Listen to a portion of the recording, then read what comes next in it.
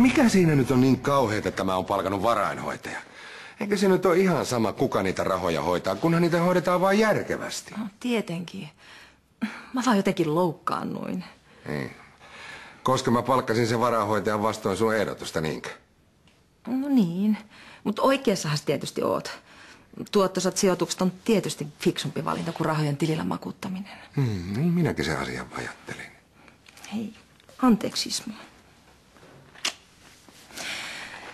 Hei, itse asiassa mäkin tarttisin kyllä semmoisen varainhoitajan. Onko tää joku sun tuttus vai? Mä annan tän varainhoitajan yhteystiedot sulle heti sitten, kun mä joudan.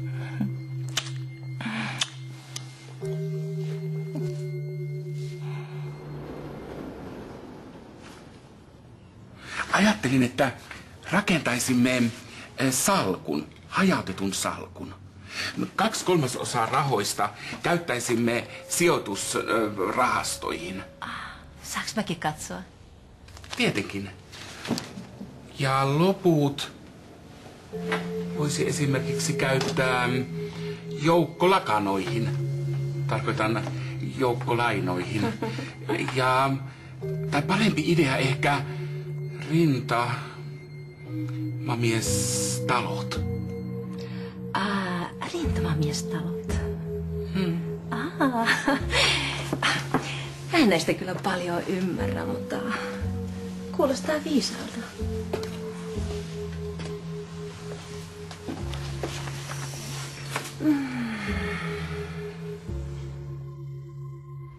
Kiitos, että sulla oli aikaa mulle.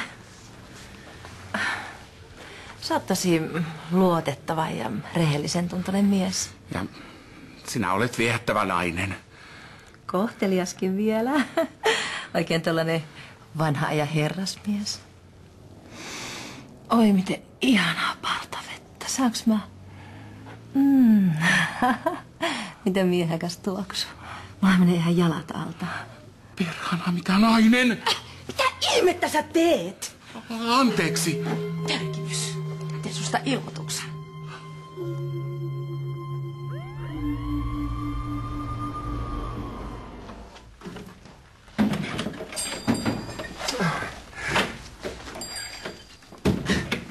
Mitä on tapahtunut? Ei mitään. Liisa. Se sun varainhoitaja lähenteli mua. Mitä? Mä en halua puhua siitä. Ei kun nyt kyllä kerrot kaiken, mitä siellä oikein tapahtui. No, ensiksi se esitteli ihan asiallisesti sitä sijoitussuunnitelmansa. Ja sit se tarras kiinni. Puhutaanko me nyt samasta miehestä? Sehän vaikutti niin kiltiltä ja rehelliseltä kaverilta. Luuleeko, että mä valehtelen? No, en tietenkään, mutta en tietenkään. Se vaan vaikutti jotenkin niin luotettavalta. Mitenköhän tässä nyt oikein pitäisi edetä? No, mä en tiedä susta. Mut mä en ainakaan halua antaa rahojani sellaiselle ihmiselle. Liisa. Mä menen ja pistän sen kaverin järjestykseen.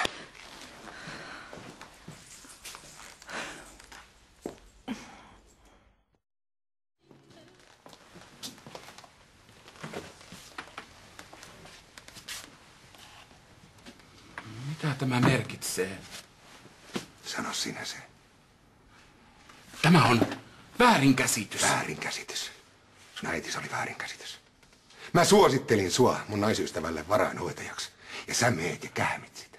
Mutta hän lähetti signaaleja. Signaaleja? Mitä helvetin signaaleja? Esitteli sulojaan. Valehtelee. Pelleilet sä mun kanssa? En. Minä... Kähmit sä Liisaa vai et? Minä... Kyllä vai ei?